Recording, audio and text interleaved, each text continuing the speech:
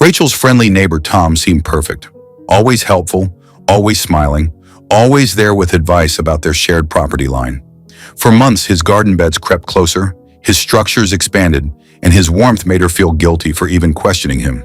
But when the professional surveyor hammered in the orange stakes, Rachel's hands trembled as she stared at the official map. 3 years ago, Rachel Hayes found her dream home. The suburban neighborhood seemed perfect. Tree-lined streets, well-maintained yards, families waving from porches, everything she had hoped for. The house itself needed some work, but Rachel didn't mind. She had plans for the garden, dreams for the backyard. This was where she would build her life. Next door lived Tom Bennett with his wife and 2 children. From the moment Rachel moved in, Tom was there. He helped carry boxes up the front steps. He offered advice about the neighborhood. He brought over homemade cookies during the holidays. His kids played in the yard, waving at Rachel whenever she came outside. Rachel felt lucky to have such a friendly neighbor. The first request seemed reasonable. Tom mentioned the hedge between their properties needed trimming. It was overgrown and messy, he explained. It blocked sunlight and made both yards look unkempt. Rachel agreed without hesitation. Tom had lived there for over a decade. He knew the neighborhood. He understood these properties better than anyone. She trusted his judgment completely. A few weeks passed.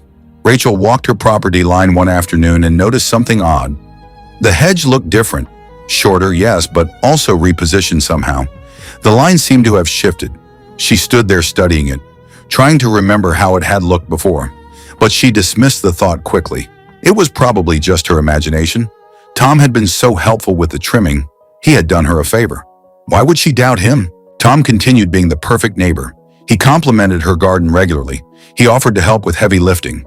He recommended his handyman for repairs. Rachel felt grateful to have someone so considerate living next door. Then the flowers appeared. Tom started planting colorful blooms along what he said was the property line.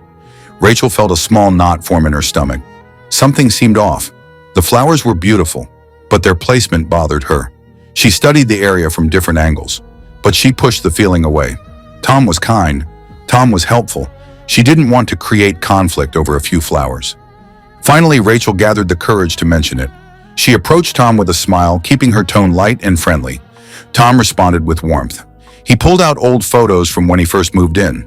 "See," he explained, "the property line had always been right there." The photos seemed to support his claim. He even pointed out landmarks in the images. Rachel questioned her own memory. Maybe she had been wrong all along. The intrusions continued. Tom built a decorative stone border.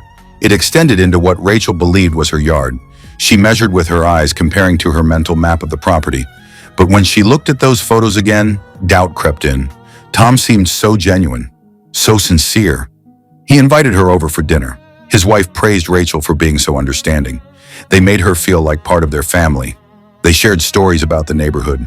They laughed together over wine. Rachel felt guilty for ever questioning them. Months slipped by. Tom's vegetable garden expanded steadily. His children's playground equipment crept closer to her fence. Each time Rachel felt concerned, Tom responded with such kindness that she felt petty for bringing it up. He reminded her of all the favors he had done. The mailbox he fixed, the snow he cleared from her driveway, the handyman he recommended who gave her a discount. She felt indebted to him, but something nagged at the back of Rachel's mind, a small voice that refused to be silenced. During a casual conversation at the mailbox, another neighbor mentioned Tom in passing. He had been particular about property lines with the previous homeowner, they said. The comment was brief, almost throwaway, but it planted a seed of doubt in Rachel's mind. Rachel lay awake that night. She replayed every interaction with Tom, the hedge trimming, the shifted line, the flowers and borders, the garden expansion, his warmth and kindness whenever she questioned anything, the way he made her feel guilty for standing up for herself. A pattern emerged, one she couldn't ignore any longer. Tom's behavior followed a script, a carefully crafted routine designed to keep her off balance. She made a decision. Rachel hired a professional surveyor. Even as she made the call, guilt gnawed at her. Tom had been so good to her. Was she being ungrateful? Was she overreacting? But she needed to know the truth. She needed to put her doubts to rest one way or another. The survey took 2 weeks. Rachel watched from her window as the surveyor walked the property. He took measurements. He consulted documents. He placed markers in the ground. Rachel's stomach churned with anxiety. What if she was wrong? What if she had damaged her relationship with Tom over nothing? The waiting felt endless. The day the surveyor presented his findings changed everything. Rachel sat at her kitchen table, staring at the official map spread before her. Bright orange stakes marked the actual property line. Her hands trembled as she traced the boundary with her finger. Tom's entire storage shed sat completely on her property. His prized vegetable garden occupied nearly half of her land. Even his driveway extension encroached several feet onto her side. The evidence was undeniable, documented, official. Tom had been systematically taking her property for months. Rachel's shock turned to anger. All those friendly smiles, all that warmth and helpfulness. It had been a calculated strategy. Tom had used kindness as a weapon. He made her feel too guilty to stand up for herself. He exploited her desire to avoid conflict, and it had almost worked. Armed with the survey and legal documentation, Rachel walked next door. Her heart pounded. Her palms were sweaty. But this time she wasn't backing down. She knocked on Tom's door. He answered with his usual friendly smile, until he saw the papers in her hand. His expression flickered for just a moment. Recognition, fear. Then the smile returned, but it looked forced now. Rachel explained what the survey revealed. She showed him the official map. She pointed to the orange stakes visible through his window. Tom's friendly demeanor vanished in an instant. The mask fell away completely. Anger flashed across his face. He denied everything. The survey was wrong, he insisted. She was being vindictive, ungrateful, after everything he had done for her. His voice grew louder with each accusation. But Rachel had learned her lesson about being too accommodating. She didn't argue. She didn't justify. She simply informed him she had hired a lawyer and would be filing a formal complaint.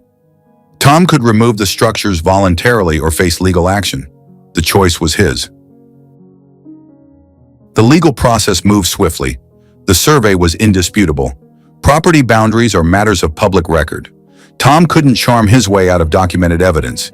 He was given 30 days to remove all structures from Rachel's property or face serious consequences. The shed came down first.